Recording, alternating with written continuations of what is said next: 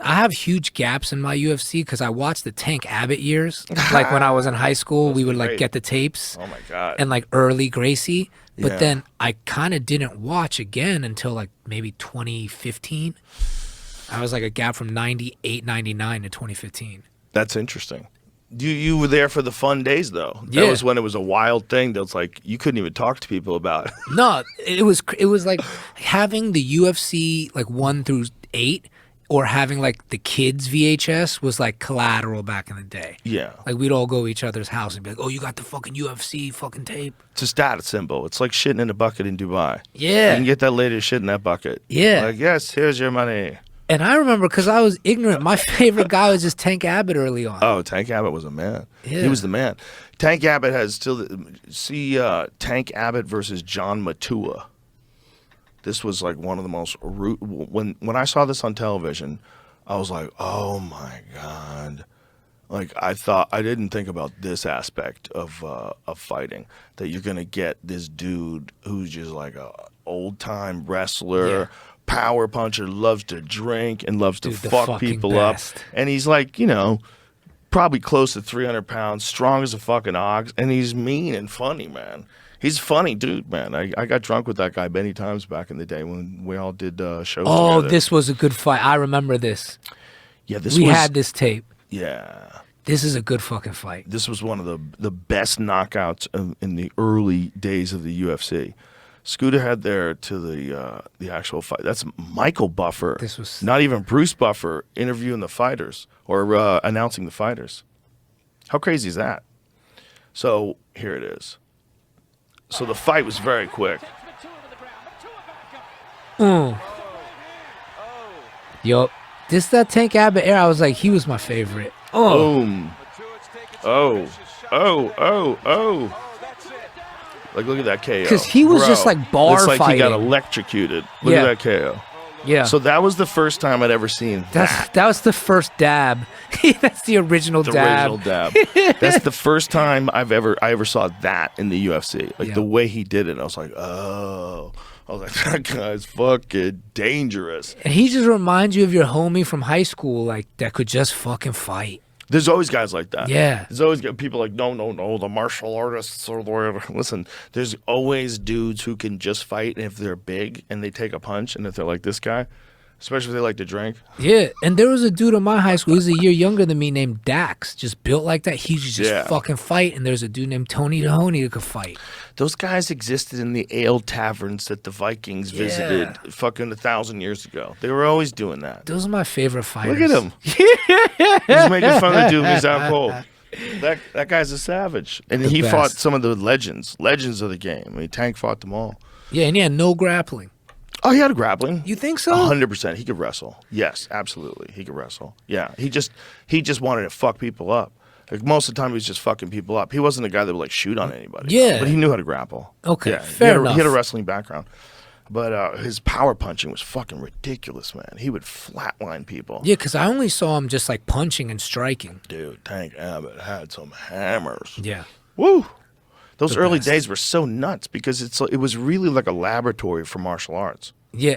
And we were all just kids like, I can't believe this is legal. This is fucking sick. It was wild. Because people in boxing were never getting fucked up like that. Not like that. No, not KO'd when they're already down. Yeah. Like that was nuts. When he leaped down on him, boom, and smashed him like that. It's like, holy fuck, man. Yeah. Yeah, there was some brutal knockouts in the mismatches of those days because there were certain people that were just so good and other people that just didn't know what to do with what they were doing. You know, like the Marco Ruas days. You remember that guy? No. King of the streets, Marco Ruas. Marco Ruas was like the first guy that showed the real benefit of being a good leg kicker. Like Marco was one of the first guys to show that. Maurice Smith was another one. Maurice Smith actually against Tank Abbott was like a great example. Because Tank Abbott was so fucking dangerous, but Maurice Smith was a world champion kickboxer, and he just fucked Tank's legs up. Yeah, I didn't see that fight. Want to see that one? Yeah. I love the early UFC. Maurice Smith versus Tank Abbott. This is a good one. Because Maurice Smith was the first world-class kickboxer that learned how to grapple and to how to get up and how to defend off the back. He won the heavyweight champion against Mark Coleman. He became the heavyweight champion in an amazing fight. Huge underdog coming into that fight. Just kicked Mark's legs apart. Fuck. So you watched from like the first one and all the way till now. Yeah. Well, the first one I saw was actually the second one. It was UFC 2 because that was the one that was available. I think he's already hurt here. Yeah. No, he was hurt. But Maurice was a vicious leg kicker. I mean, fucking vicious. And he was a guy who trained a lot with Frank Shamrock. Look at that. Boom. Yeah, he's already really hurt right here. The thing is, like, you can't stop Maurice from kicking your leg. You can't stop it, and you're just gonna get battered. And look, Big John's like, that's enough. That's enough. But Maurice, man, his level of kickboxing was the first time that the heavyweight division ever saw like that kind of kickboxing from an MMA fight. There's Marco Ruas, yeah. Yeah, the early ones were cool because they felt like Street Fighter. Like people had such different styles, and like people were like inventing techniques. So Marco is just chewing this dude's leg up, and he doesn't know how to block. He doesn't know what to do. And now he's all fucked up. His leg's not working well. So now he's trying to kick Marco back. This is Paul Varlins. And this is when people all look different. Like, Marco looks like Rick the Model Martel. Like, this is like WWF. He's a perfect specimen of manhood. Look at him. Marco Ruas was a perfect specimen of manhood at this time. Look at him. Beautiful physique and vicious leg kicks. And Paul Varlins just couldn't take it after a while. Look at his left leg. It's just battered and bruised. And Marco would just wait, and then if he went right leg forward, attack that leg too. So he's just fucking his leg up over and over again. And Varlins was 300 pounds, man. So he invented this in No. UFC? But He most certainly didn't invent it. It's kickboxing. Muay Thai. Yeah. But Marco was a Vale Tudo fighter. So he was a guy from Brazil. And Vale Tudo is, I think it means anything goes.